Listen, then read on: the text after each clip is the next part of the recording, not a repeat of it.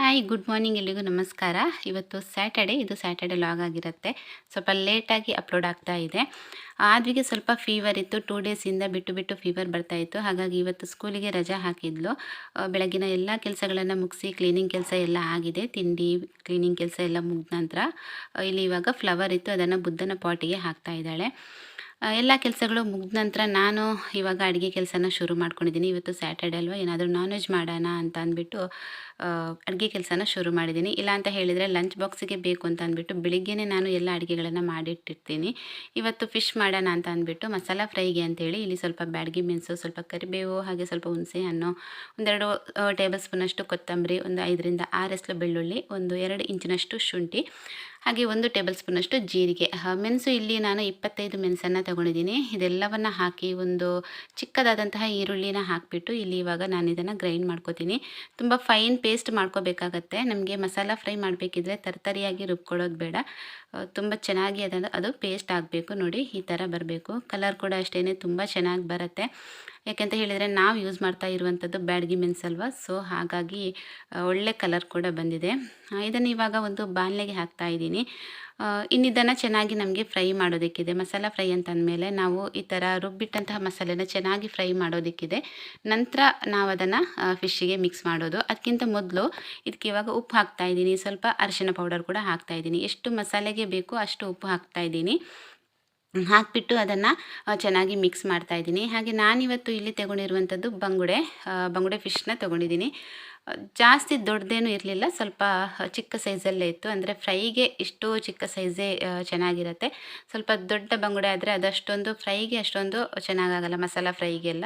ಅಂದರೆ ಸಾರೆಲ್ಲ ಮಾಡೋದಿದ್ರೆ ಚೆನ್ನಾಗಿರುತ್ತೆ, ಬಟ್ ಇದಕ್ಕೆ ಮಸಾಲ ಫ್ರೈಗೆ ಮಾತ್ರ ಅಷ್ಟೊಂದು ಚೆನ್ನಾಗಾಗಲ್ಲ. ಸೊ ನಾನಿವತ್ತು ಈ ಸೈಜಲ್ಲೇ ತೊಗೊಂಡಿದ್ದೀನಿ. ಇದನ್ನು ಇವಾಗ ನೀಟಾಗಿ ಕ್ಲೀನೆಲ್ಲ ಮಾಡಿ ತಂದಿದ್ದಾಗಿದೆ.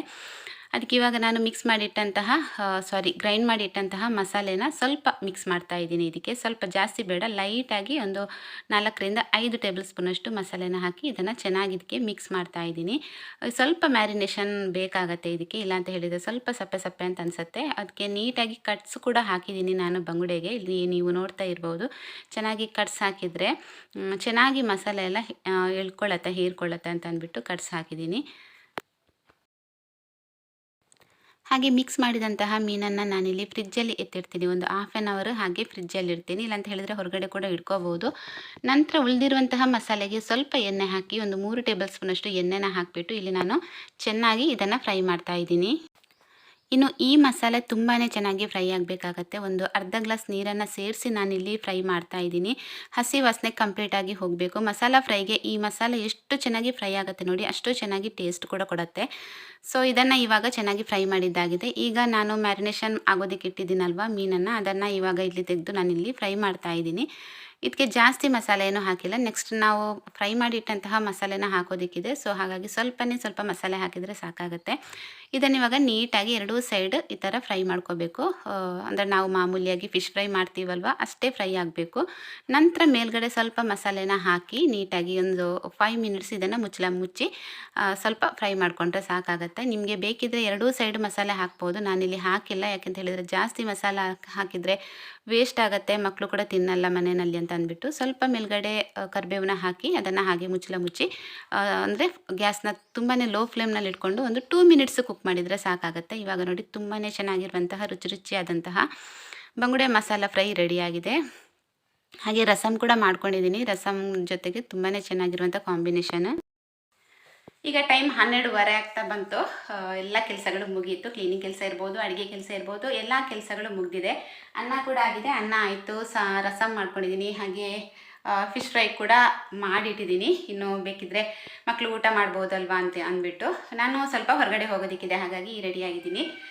ದಿನ ನನಗೆ ಮಧ್ಯಾಹ್ನ ಹೊರಗಡೆ ಹೋಗೋದಕ್ಕಿರುತ್ತೆ, ಪೇಟೆಗೆ ಒಂದ್ಸಲ ಹೋಗೋದಕ್ಕಿರುತ್ತೆ. ಏನಕ್ಕೆ ಹೋಗ್ತಾ ಇದ್ದೀನಿ ಅನ್ನೋದನ್ನ ಸ್ವಲ್ಪ ದಿನದಲ್ಲಿ ತಿಳಿಸ್ತೀನಿ ನಿಮಗೆ, ಯಾಕೆ ದಿನ ಹೋಗ್ತೀನಿ ಅಂತ ಅಂದ್ಬಿಟ್ಟು. ಹಾಗೆ ನಮ್ಮ ಆದ್ವಿಗೆ ಸ್ವಲ್ಪ ಜ್ವರ. ಇವತ್ತು ಸ್ಕೂಲಿಗೆ ರಜೆ ಹಾಕಿದ್ದಾಳೆ, ಊಟ ಮಾಡ್ತಾ ಇದ್ದಾಳೆ. ಎಕ್ಸಾಮ್ ಬಂತು ಅಂದರೆ ಸಾಕು ಜ್ವರ ಬರುತ್ತೆ ಅವಳಿಗೆ, ಏನು ಅಂತ ಗೊತ್ತಿಲ್ಲ. ಯಾವಾಗಲೂ ಅಷ್ಟೇ ಎಕ್ಸಾಮ್ ಟೈಮಲ್ಲಿ ಜ್ವರ ಸ್ಟಾರ್ಟ್ ಆಗೋದು. ಶೀತ ಆಗುತ್ತೆ, ಕೆಮ್ಮು ಸ್ಟಾರ್ಟ್ ಆಗುತ್ತೆ, ಜ್ವರ ಸ್ಟಾರ್ಟ್ ಆಗುತ್ತೆ, ಈ ಥರ ಆಗುತ್ತೆ ಯಾವಾಗಲೂ ಅಷ್ಟೇ. ಲಾಸ್ಟ್ ಟೈಮು SA1 ಆಗ್ತಾ ಇರಬೇಕಿದ್ರು ಅಷ್ಟೇ ತುಂಬ ಜೋರು ಫೀವರ್ ಇತ್ತು. ಈ ಸಲ ಕೂಡ ಮಂಡೇ ಎಕ್ಸಾಮ್ ಇದೆ, ಟೆಸ್ಟ್ ಇದೆ, FA4 ಇದೆ.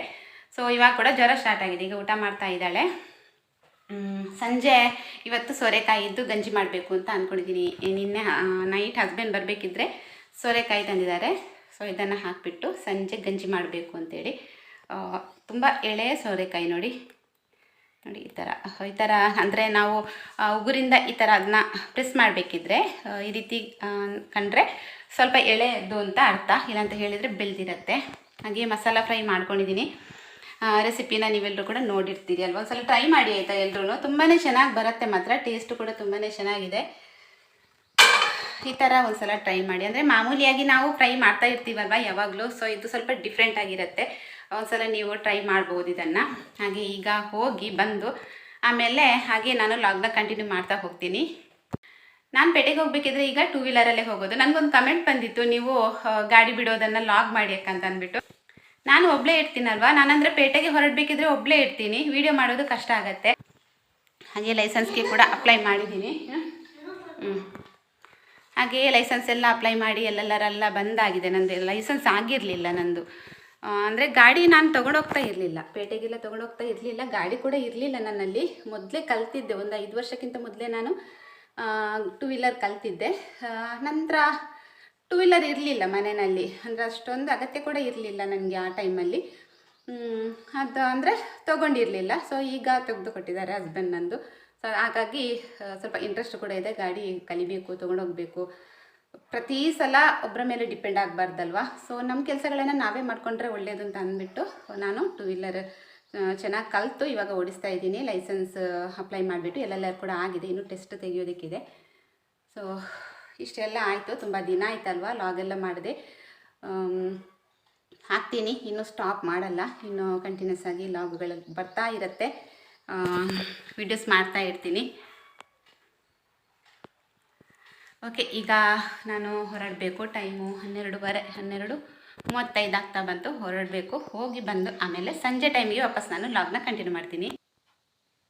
ಹಾಗೆ 2 ವೀಲರ್ ಬಿಡೋದನ್ನ ತೋರಿಸಿ ಯಾಕಂತ ಕೇಳಿದ್ರಿ ಅಲ್ವಾ, ಖಂಡಿತವಾಗ್ಲೂ ನೆಕ್ಸ್ಟ್ ಟೈಮ್ ಇನ್ನು ಯಾವಾಗಲಾದರೂ ತೋರಿಸ್ತೀನಿ. ಇದು ನೆಕ್ಸ್ಟ್ ಡೇ ಸಂಡೇ ವಾಪಸ್ ನಾನಿಲ್ಲಿ 3 ಗಂಟೆಗೆ ಲಾಗ್ನ ಶುರು ಮಾಡ್ಕೊಂಡಿರುವಂಥದ್ದು. ಸ್ಯಾಟರ್ಡೆ ನನಗೆ ಲಾಗ್ ಕಂಟಿನ್ಯೂ ಮಾಡಲಿಕ್ಕೆ ಆಗಲಿಲ್ಲ. ಸಂಜೆ ಟೈಮಿಗೆ ಇವತ್ತು ಸೋರೆಕಾಯಿ ಗಂಜಿ ಮಾಡೋಣ. ಮನೇಲಿ ಎಲ್ಲರೂ ಇದ್ದಾರಲ್ವ, ಹಸ್ಬೆಂಡ್ ಇದ್ದಾರೆ, ಮಕ್ಕಳಿದ್ದಾರೆ, ಎಲ್ಲರೂ ತಿಂತಾರೆ, ಬಿಸಿ ಬಿಸಿಯಾಗಿ ಇರಬೇಕಿದ್ರೆ ಅಂತ ಅಂದ್ಬಿಟ್ಟು ಸೋರೆಕಾಯಿ ಗಂಜಿ ಮಾಡಬೇಕು ಅಂತ ರೆಡಿ ಮಾಡ್ತಾ ಇದ್ದೀನಿ. ಎಳೆ ಸೋರೆಕಾಯಿ ನಿನ್ನೆ ತಂದಿದ್ದರು ಹಸ್ಬೆಂಡ್, ಅದನ್ನು ಇವಾಗ ಸಿಪ್ಪೆ ನೀಟಾಗಿ ತೆಗೆದು ಅದನ್ನು ಕಟ್ ಮಾಡ್ತಾ ಇದ್ದೀನಿ. ತುಂಬ ಚಿಕ್ಕದಾಗಿ ಕಟ್ ಮಾಡ್ಕೋಬೇಕು. ಯಾಕಂತ ಹೇಳಿದ್ರೆ ಕೆಲವೊಬ್ಬರು ಗಂಜಿ ಮಾಡಬೇಕಿದ್ರೆ ಇದನ್ನು ಮಿಕ್ಸಿ ಜಾರಿಗೆ ಹಾಕಿ ಗ್ರೈಂಡ್ ಮಾಡ್ತಾರೆ. ಬಟ್ ನಮ್ಮ ಮನೆಯಲ್ಲಿ ಅಷ್ಟೊಂದು ಇಷ್ಟಪಡಲ್ಲ ಮಿಕ್ಸಿ ಜಾರಿಗೆ ಹಾಕಿದರೆ. ನನ್ನ ಹಸ್ಬೆಂಡ್ಗೆ ಮೇನ್ ಹೇಳಬೇಕು ಅಂತ ಹೇಳಿದರೆ ಅವರಿಗೆ ಅಷ್ಟೊಂದು ಇಷ್ಟ ಆಗಲ್ಲ. ಅವ್ರಿಗೆ ಈ ಥರ ತಿನ್ನೋದಕ್ಕೆ ಸಿಗಬೇಕು ಗಂಜಿ ಜೊತೆಗೆ ಈ ಸೋರೆಕಾಯಿ ಅಂತ ಕೇಳ್ತಾ ಇರ್ತಾರೆ. ಸೊ ನಾನು ಅದೇ ಥರ ಮಾಡೋಣ ಅಂತ ಅಂದ್ಬಿಟ್ಟು ಈ ರೀತಿ ಚಿಕ್ಕದಾಗಿ ಕಟ್ ಮಾಡ್ತಾ ಇದ್ದೀನಿ. ಎಳೆ ಸೋರೆಕಾಯಿ ಆದರೆ ಅದರ ತಿರುಳೆಲ್ಲ ಏನು ತೆಗಿಬೇಕು ಅಂತ ಇಲ್ಲ, ಡೈರೆಕ್ಟಾಗಿ ನೀವು ಅದನ್ನು ಕಟ್ ಮಾಡಿ ಹಾಕ್ಬೋದು. ಸ್ವಲ್ಪ ಬೆಳೆದಿರುವಂತಹ ಸೋರೆಕಾಯಿ ಆದರೆ ನೀವು ಅದರ ತಿರುಳನ್ನು ತೆಗಿಬೇಕಾಗತ್ತೆ. ಬರೀ ಅದರ ಅಡಿಭಾಗ ಏನಿರುತ್ತೆ ನೋಡಿ ಅದನ್ನು ಮಾತ್ರ ಹಾಕಬೇಕಾಗತ್ತೆ. ಇಲ್ಲಿ ಒಂದು ಚಿಕ್ಕ ಗ್ಲಾಸಲ್ಲಿ 1 ಗ್ಲಾಸ್ನಷ್ಟು ಬೆಳ್ತಿಗೆ ಅಕ್ಕಿನ ನಾನು ತೊಗೊಂಡಿದ್ದೀನಿ. ನೀಟಾಗಿ ವಾಶ್ ಮಾಡಿಬಿಟ್ಟು ಹಾಗೆ ಕಟ್ ಮಾಡಿಟ್ಟಂತಹ ಸೋರೆಕಾಯಿನ ಹಾಕಿ ಇದನ್ನು ಒಂದು 4ರಿಂದ 5 ವಿಷಲ್ ಕೂಗಿಸ್ತಾ ಇದ್ದೀನಿ. ಚೆನ್ನಾಗಿ ಬೇಯಬೇಕು. ಇದು ಎಷ್ಟು ಚೆನ್ನಾಗಿ ಬೇಯುತ್ತೆ ನೋಡಿ ಅಷ್ಟು ಚೆನ್ನಾಗಿ ಬರುತ್ತೆ ಗಂಜಿ ಕೂಡ. ನಂತರ ಇಲ್ಲಿ ಒಂದು ತೆಂಗಿನಕಾಯಿಯ ಅರ್ಧ ಭಾಗದಷ್ಟು ತೆಂಗಿನ ತುರಿ ತೊಗೊಂಡು ಇದನ್ನು ಚೆನ್ನಾಗಿ ರುಬ್ಬಿ ಇದರ ಹಾಲು ಕೂಡ ತೆಗಿತಾ ಇದ್ದೀನಿ. ಎಳೆ ತೆಂಗಿನಕಾಯಿ ಆದರೆ ನಿಮಗೆ ಬೇಕಾದರೆ ಡೈರೆಕ್ಟಾಗಿ ಅದನ್ನು ರುಬ್ಬಿ ಹಾಕ್ಬೋದು, ಹಾಲು ತೆಗಿಬೇಕು ಅಂತೇನಿಲ್ಲ. ಸೊ ಇದು ಬೆಳೆದಿರುವಂತಹ ತೆಂಗಿನಕಾಯಿ ಆದ್ದರಿಂದ ಸ್ವಲ್ಪ ಅದು ತಿನ್ನೋದಕ್ಕೆ ಅಷ್ಟೊಂದು ಚೆನ್ನಾಗಾಗಲ್ಲ ಅಂತ ಅಂದ್ಬಿಟ್ಟು ಹಾಲು ತೆಗಿತಾ ಇದ್ದೀನಿ. ಹಾಗೆ ಬೆಂದಿರುವಂತಹ ಈ ಸೋರೆಕಾಯಿ ಮತ್ತು ಬೆಳ್ತಿಗೆ ಅಕ್ಕಿ ಏನಿದೆ ನೋಡಿ ಅದನ್ನು ಒಂದು ಪಾತ್ರೆಗೆ ಸಪ್ರೇಟಾಗಿ ಹಾಕಿ ಇಲ್ಲಿ ನಾನು ತೆಗೆದಿಟ್ಟಿರುವಂತಹ ತೆಂಗಿನಕಾಯಿ ಹಾಲೇನಿದೆ ನೋಡಿ ಅದನ್ನು ಕೂಡ ಮಿಕ್ಸ್ ಮಾಡ್ತಾ ಇದ್ದೀನಿ. ಚೆನ್ನಾಗಿ ಮಿಕ್ಸ್ ಆಗಬೇಕು. ಸ್ವಲ್ಪ ತೆಳ್ಳಗೆ ಇಟ್ಕೊಳ್ಳಿ, ಯಾಕೆಂತ ಹೇಳಿದರೆ ಗಟ್ಟಿ ಆಗ್ತಾ ಬರುತ್ತೆ ಅದು ಬೇಯ್ತಾ ಇದ್ದಾಗೆ. ನಂತರ ಇಲ್ಲಿ ಬೆಲ್ಲ ಕೂಡ ಹಾಕ್ತಾ ಇದ್ದೀನಿ. ಇದಕ್ಕೆ ಬೇಕಿದ್ದರೆ ನೀವು ಮೆಂತ್ಯ ಕೂಡ ಹಾಕ್ಬೋದು. ನನಗೆ ಮೆಂತ್ಯ ನೀರಲ್ಲಿ ಹಾಕೋದಕ್ಕೆ ನೆನಪಾಗಿರಲಿಲ್ಲ. ಸೊ ಹಾಗಾಗಿ ನಾನು ಇವತ್ತು ಬರೀ ಸೋರೆಕಾಯಿ ಹಾಕಿಬಿಟ್ಟು ಗಂಜಿ ಮಾಡ್ತಾ ಇದ್ದೀನಿ. ಅಂದರೆ ಮೊಳಕೆ ಬರೆಸಿದಂತಹ ಮೆಂತ್ಯ ಕೂಡ ಹಾಕೋಬಹುದು, ತುಂಬಾ ಒಳ್ಳೆಯದು ಹೆಲ್ತಿಗೆ ಇದು. ನಾವು ಸಂಡೇ ಚಿಕನ್ ಮಾಡ್ತೀವಲ್ವ, ಚಿಕನ್ ತಿಂತೀವಿ, ಸ್ವಲ್ಪ ಹೀಟ್ ಆಗುತ್ತೆ ಬಾಡಿ. ಆ ಟೈಮಲ್ಲಿ ಈ ಥರ ಸೋರೆಕಾಯಿ ಗಂಜಿ ಮಾಡಿ ತಿಂದರೆ ತುಂಬಾ ಹೆಲ್ತಿಗೆ ಒಳ್ಳೆಯದು, ಬಾಡಿ ಕೂಡ ತುಂಬಾ ಕೂಲ್ ಆಗುತ್ತೆ, ನಿಮಗೆ ಹೀಟ್ ಅಂತ ಅನಿಸಲ್ಲ ಎಷ್ಟು ಚಿಕನ್ ತಿಂದರೂ ಕೂಡ. ಸೊ ಈ ಥರ ಮಾಡಿ ತಿನ್ಬೋದು. ಈಗ ಸ್ವಲ್ಪ ಉಪ್ಪು ಕೂಡ ಹಾಕ್ತಾ ಇದ್ದೀನಿ. ಉಪ್ಪು ಹಾಕ್ತಿ ಇಲ್ಲ ಅಂತ ಹೇಳಿದ್ರೆ ರುಚಿನೇ ಬರಲ್ಲ ಸ್ವಲ್ಪನೂ. ಹಾಗಾಗಿ ಸ್ವಲ್ಪ ಬೆಲ್ಲ ಹಾಕಿ ಸ್ವಲ್ಪ ಉಪ್ಪು ಹಾಕಿಬಿಟ್ಟು ಇದನ್ನು ಚೆನ್ನಾಗಿ ಕುದಿಸಿದ್ರೆ ನಮ್ಮದು ಸೋರೆಕಾಯಿ ಗಂಜಿ ಕೂಡ ರೆಡಿ ಆಗುತ್ತೆ. ಹಾಗೆ ಚಿಕನ್ ಸಾರು ಸ್ವಲ್ಪ ಮಧ್ಯಾಹ್ನಕ್ಕೆ ಅಂತ ಮಾಡಿದ್ದೆ. ನಂತರ ಸ್ವಲ್ಪ ಲೆಗ್ ಪೀಸ್ ತರಿಸಿದ್ದೆ ನಾನಿವತ್ತು. ಲೆಗ್ ಪೀಸ್ ಇದ್ದು ಏನಾದರೂ ಮಾಡೋಣ, ತುಂಬ ದಿನ ಆಗಿತ್ತು ಲೆಗ್ ಪೀಸ್ ತರಿಸದೆ. ಸೊ ಅದರಿಂದ ಏನಾದರೂ ಮಾಡೋಣ, ಪೆಪ್ಪರ್ ಮಾಡೋಣ ಅಂತ ಹೇಳಿ ರೆಡಿ ಮಾಡ್ತಾ ಇದ್ದೀನಿ. ಒಂದು 4ರಿಂದ 5 ಬ್ಯಾಡಗಿ ಮೆಣಸು, ಒಂದು 2 ಟೇಬಲ್ ಸ್ಪೂನಷ್ಟು ಕೊತ್ತಂಬರಿ, 1 ಟೇಬಲ್ ಸ್ಪೂನಷ್ಟು ಪೆಪ್ಪರ್ ಹಾಕಿದ್ದೀನಿ. ಒಂದು 2 ಏಲಕ್ಕಿ, 2 ಲವಂಗ, ಸ್ವಲ್ಪ ಚಕ್ಕೆ, ಸ್ವಲ್ಪ ಜೀರಿಗೆ, 1 ಟೇಬಲ್ ಸ್ಪೂನಷ್ಟು ಜೀರಿಗೆ ಇಷ್ಟನ್ನು ಹಾಕಿ ಚೆನ್ನಾಗಿ ಅದನ್ನು ಡ್ರೈ ರೋಸ್ಟ್ ಮಾಡ್ತಾ ಇದ್ದೀನಿ. ಅದನ್ನು ಪೌಡರ್ ಮಾಡೋದಕ್ಕಿದೆ. ನಂತರ ಒಂದು ಬಾಣಲೆಯಲ್ಲಿ ಒಂದು 2 ದೊಡ್ಡ ಈರುಳ್ಳಿನ ಹಾಕಿಬಿಟ್ಟು ಚೆನ್ನಾಗಿ ಫ್ರೈ ಮಾಡ್ಕೋಬೇಕು. ಇದನ್ನು ಕೂಡ ಗ್ರೈಂಡ್ ಮಾಡೋದಕ್ಕಿದೆ, ಪೇಸ್ಟ್ ರೆಡಿ ಮಾಡೋದಕ್ಕಿದೆ. ಹಾಗೆ ಚಿಕನ್ ಲೆಗ್ ಪೀಸ್ ನಾನು ಒಂದು ಮೀಡಿಯಮ್ ಸೈಜಲ್ಲಿ ತರಿಸಿದ್ದೆ. ದೊಡ್ಡ ದೊಡ್ಡ ಲೆಗ್ ಪೀಸ್ ಆದರೆ ಅಷ್ಟೊಂದು ಚೆನ್ನಾಗಾಗಲ್ಲ ಅಂತ ಅಂದ್ಬಿಟ್ಟು ಮೀಡಿಯಮ್ ಸೈಜಲ್ಲಿ ತನ್ನಿ ಅಂತ ಅಂದ್ಬಿಟ್ಟು ಹೇಳಿದ್ದೆ. ಸೊ ಅದೇ ಥರ ಮೀಡಿಯಮ್ ಸೈಜಲ್ಲಿ ಲೆಗ್ ಪೀಸ್ ಕೂಡ ತಂದಿದ್ದರು. ಸೊ ಅದಕ್ಕೆ ಇವಾಗ ಕಟ್ ಹಾಕ್ತಾ ಇದ್ದೀನಿ. ಎಲ್ಲ ಲೆಗ್ ಪೀಸ್ಗೂ ಒಂದು ಎರಡೆರಡು ಈ ಥರ ಎರಡೂ ಸೈಡಿಗೆ ಕೂಡ ಎರಡೆರಡು ಕಟ್ಸ್ ಹಾಕ್ತಾ ಇದ್ದೀನಿ. ಮಸಾಲ ಎಲ್ಲ ತುಂಬಾ ಚೆನ್ನಾಗಿ ಎಳ್ಕೊಳ್ಳುತ್ತೆ. ಇಲ್ಲ ಅಂತ ಹೇಳಿದರೆ ಈ ಲೆಗ್ ಪೀಸ್ ಮಸಾಲ ಎಳ್ಕೊಳ್ಳೋದು ತುಂಬಾ ಟೈಮ್ ಬೇಕಾಗುತ್ತೆ. ತುಂಬ ಅಂದರೆ ಜಾಸ್ತಿ ಟೈಮ್ ತೊಗೊಳತ್ತೆ, ಅಷ್ಟು ಬೇಗ ಎಳ್ಕೊಳ್ಳಲ್ಲ ಮಸಾಲೆ ಎಲ್ಲ.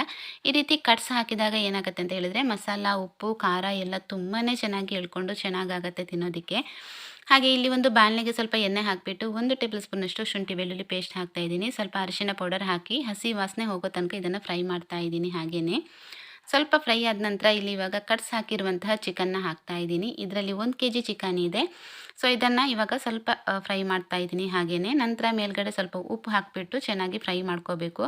ಇದು ಬೇಯೋದಕ್ಕೆ ತುಂಬಾ ಟೈಮ್ ಬೇಕಾಗುತ್ತೆ. ಲೆಗ್ ಪೀಸ್ ಯಾವಾಗಲೂ ಅಷ್ಟೇ, ನಾವು ಚಿಕನ್ನ ಮಾಮೂಲಿ ಪೀಸ್ ಇರುತ್ತಲ್ವ, ಸೊ ಅದು ಬೇಯೋದಕ್ಕಿಂತ ಸ್ವಲ್ಪ ಜಾಸ್ತಿ ಟೈಮೇ ಬೇಕಾಗತ್ತೆ. ಹಾಗಾಗಿ ಹೇಳ್ತಾ ಇದ್ದೀನಿ, ಇದನ್ನು ಸ್ವಲ್ಪ ನೀರು ಹಾಕಿಬಿಟ್ಟು ಇವಾಗ ಬೇಯಿಸ್ಕೋಬೇಕು. ಹಾಗೆ ಇದನ್ನು ಸ್ವಲ್ಪ ಫ್ರೈ ಮಾಡಿ ಆದ ನಂತರ ಇಲ್ಲಿ ಇವಾಗ ಈರುಳ್ಳಿ ಪೇಸ್ಟ್ ರೆಡಿ ಮಾಡಿ ಇಟ್ಕೊಂಡಿದ್ದೆ ಅಲ್ವಾ, ಅದನ್ನು ಹಾಕ್ತಾ ಇದ್ದೀನಿ.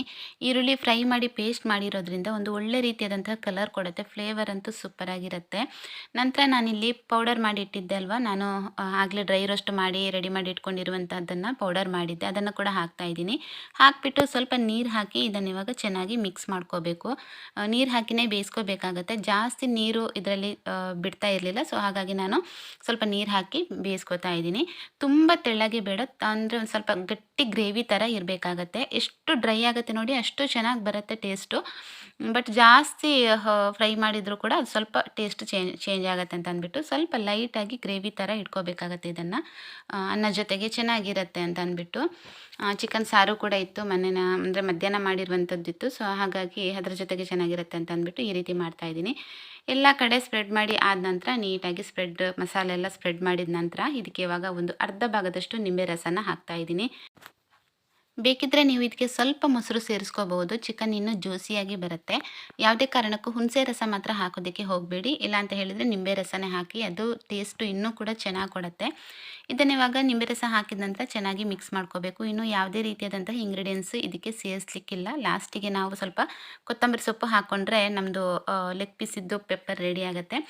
ಇದನ್ನು ಇವಾಗ ಬೇಯಿಸ್ಕೋಬೇಕು. ಸ್ವಲ್ಪ ನೀರು ಹಾಕ್ಕೊಳ್ಳಿ, ನೀರು ಹಾಕೊಂಡ್ಬಿಟ್ಟು ಇದನ್ನು ಚೆನ್ನಾಗಿ ಬೇಯಿಸ್ಕೋಬೇಕು. ಒಂದು 20 ಮಿನಿಟ್ಸ್ ಆದರೂ ಇದು ಬೇಯಬೇಕು, ಆವಾಗಲೇ ತುಂಬಾ ಚೆನ್ನಾಗಿ ಬರೋದು.